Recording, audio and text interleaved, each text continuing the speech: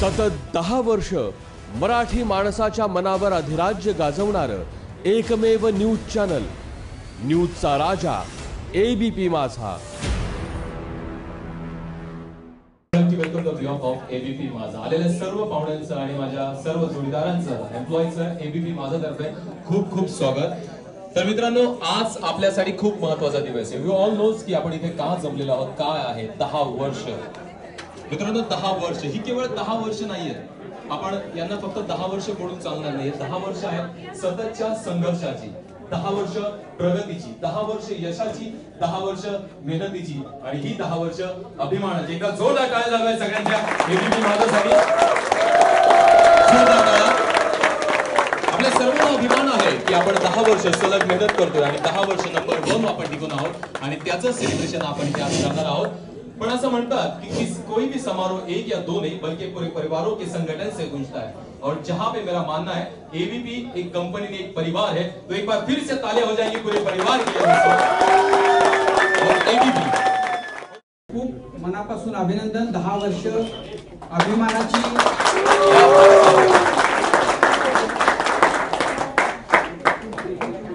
मला खरं तर इमोशनल नाही म्हणणार मी, पण ही जी 10 वर्ष म्हणजे मला 22 जून 2007 आठवतोय, ज्या दिवशी चॅनल लॉन्च झालं होतं आणि महाराष्ट्रामधला नाही देशामधलाही कदाचित हा एक वेगळा प्रयोग होता की पूर्णपणानं अनुभवी आणि तरुण अशा मुलांना घेऊन एक चॅनल उभं राहत होतं, ज्या चॅनलच्या बद्दल अनेक प्रकारच्या शंका कुशंका घेतल्या गेल्या। लहान मुलांच्या हातामध्ये हे चॅनल दिले गेले अशा प्रकारच्या टिप्पण्या, जे स्वतःला पत्रकारितेमधले धुरंधर आहेत अशा मंडळींकडनं त्याची हेटाळणी केली गेली।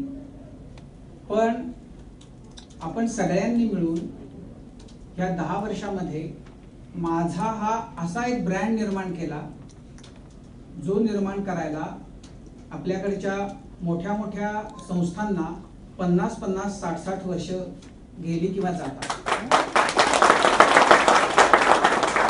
आज महाराष्ट्रामध्ये माध्यम म्हटलं की जी मोठी वर्तमानपत्रांची नावं आहेत त्यांच्या बरोबरीनं किंबहुना अनेक वेळा त्यांच्या आधी माझाचं नाव घेतलं जातं। याचं कारण 10 वर्षाच्या काळामध्ये आपण या चॅनलला जे कॅरेक्टर दिलेलं आहे, अत्यंत विश्वासार्ह, अत्यंत निष्पक्ष आणि त्याच्याच बरोबर आक्रस्ताळ नाही पण आक्रमक अशा प्रकारचं लोकांच्या प्रश्नांना बरोबर घेऊन पुढे जाणारं अशा प्रकारचं चॅनल जे आपण गेल्या 10 वर्षामध्ये तुमच्या सगळ्यांच्या मेहनतीतून उभं राहिलेलं आहे, त्याचं मला असं वाटतं हे यश आहे।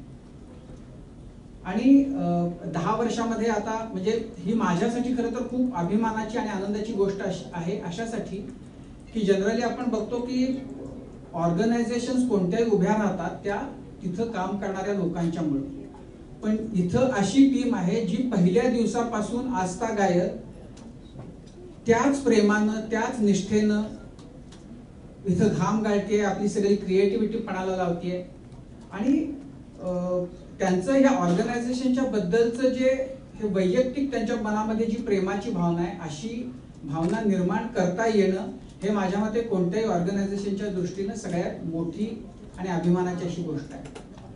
अर्थात 10 वर्ष आपण जे काही एक स्थान 10 वर्षामध्ये निर्माण केलं, तर तिथं आता आपल्याला ही संधी नाहीये की आपण म्हणून शांत राहू। आपल्या पुढं वेगवेगळ्या प्रकारची आव्हानं आहेत। डिजिटल हा आता खूप महत्त्वाचा असा भाग झालेला आहे आपल्या सगळ्यांच्याच आयुष्यामध्ये। मोबाईल आणि वेबवर चॅनल बघणं, ते दिसणं ही आपल्या सगळ्यांसाठी एक वेगळी स्पर्धा असणार आहे। तुम्हीच परत सगळ्यांनी मिळून जे केलंय की डिजिटल मध्ये आज आपण अशा स्थानावर आहोत की जिथं जवळपासही आपल्या कोणी नाहीये।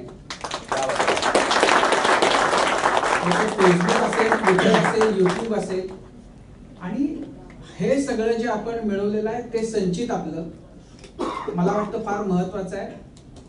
आज आपण मार्केटमध्ये कुठेही गेलो तर एबीपी माझा म्हटल्यानंतर जो रिस्पेक्ट मिळतो तो माझ्या मते गेल्या 10 वर्षामध्ये जर काही कमाई केलेली असेल मी किंवा आपण, तर ती हा जो रिस्पेक्ट मिळवला आपण तो रिस्पेक्ट मिळवणं ही माझ्या मते खूप महत्वाची कमाई आहे. 10 वर्षामध्ये आपण ट्रेंड सेटर ठरलो. महाराष्ट्राच्या फक्त पत्रकारितेमध्ये, म्हणजे फक्त मी टीव्हीची पत्रकारिता म्हणत नाही, एकंदरीत पत्रकारितेमध्ये जे ट्रेंड्स आपण सेट करत आलोय त्याचं अनुकरण सगळेजण कसं करतात हे आपण बघत आलोय. त्याच्यामुळे काही वेळेला आपल्याला, म्हणजे आपल्यापैकी अनेकांना चरफडायला होतं की आपण जे करतो त्याच्याच कॉप्या सगळेजण करतात. आपण सकाळी जे बातम्या अजेंडा सेट करतो ते बाकी आयते उचलतात आणि ते घेऊन पुढे काम करतात. तर माझ्या मते लीडरला हे जे त्याच्या म्हणजे ही जी कसरत आहे ती करावीच लागते. लीडरला कायम पुढे राहावं लागतं. अनुकरण त्यांचं कोण करतायत ते आपलं अनुकरण करतायत म्हणून त्याच्यामुळं अस्वस्थ होण्यापेक्षा आपण याच्यामध्ये एक प्राऊड फील केलं पाहिजे की आपण जे करतोय ते सगळेजण करतायत. कारण क्रिएटिव्हिटी जी आहे ती इथं आहे आणि आपण जे करू त्याच्यामुळेच महाराष्ट्राचा मीडिया आणि या पुढचे ट्रेंड्स जे आहेत ते आपल्याला सेट करायचे आहेत आणि आपणच ते करणार आहोत. तर त्याच्यामुळं नव्या दमानं आपण आता परत पुढच्या टप्प्यासाठी सज्ज होऊया.